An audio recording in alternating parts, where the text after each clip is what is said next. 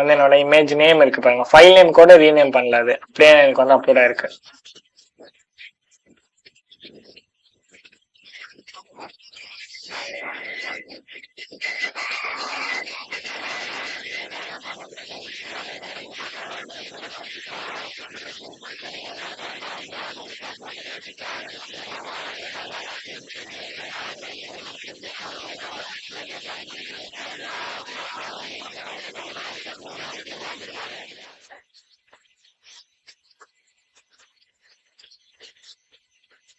பாத்தீங்களா, நான் சைட் வந்து டவுன்லோட் பண்ணி எடுத்தேன், எனக்கு அப்படியே வந்துருச்சு, எல்லா மொத்த டேட்டாவும் வந்துருச்சு எனக்கு.